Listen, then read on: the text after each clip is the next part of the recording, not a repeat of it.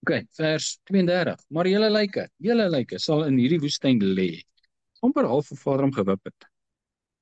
En julle kinders sal soos herders rondtrek in die woestyn 40 jaar en sal so die gevolge van julle hoerery dra, totdat julle lyke in die woestyn verteer is. Wat se hoerery het hulle gedoen? Ek moet sê dat ander gode aanbid, hulle het ander gode vertrou, want dis al wat hier gebeur het. Hulle het God nie geglo nie. As ek dit nou moet vergelyk met Adam, dan was hy ook besig met hoerery. Wat is hoerery? 'n Verbode verhouding. En wanneer ons Vader nie vertrou nie, is ons nie ook besig met hoerery nie. En jy sal die gevolge dra van jou hoerery. 34. Volgens die getal van die dae dat julle die land verken het, 40 dae, vir elke dag 1 jaar moet julle jul ongeregtigheid dra, 40 jaar lank, en my teestand gewaar word. Julle moet agterkom, ek is teen julle. Ek het 'n verbond met julle, maar ek het teen julle gedraai.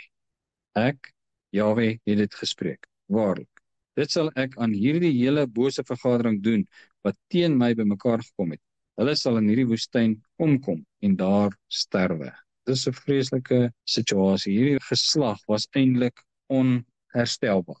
Ons gaan op hierdie stadium in die wêreld in met 'n nuwe geslag wat so perenneer gaan word deur hierdie wêreld dat hulle soos hierdie Israeliete gaan wees wat nie kan herstel nie.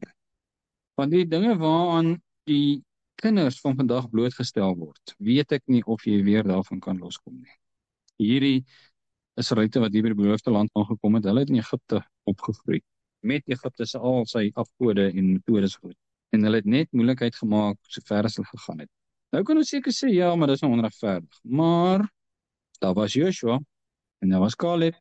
En toe Juda in ballingskap gaan, was hulle so verrot, so sleg 'n geslag, dat hulle in ballingskap gevind het, dat Vader hulle weggegee het vir 'n ander nasie as slawe.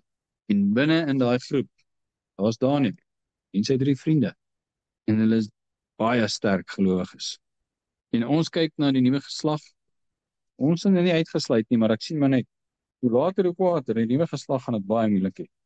Maar daar sal altyd die wees wat die knie voorbal nie buig nie. Ywer vir dit. Wie is daai persoon wat sê nee, ek gaan nie saam met hierdie stroom afgrond in nie. 35. Ek, Jahwe, het dit gespreek, waarlik. Dit sal ek aan hierdie hele bose vergadering doen wat teen my bymekaar gekom het. Hulle sal in hierdie woestyn omkom en daar sterwe.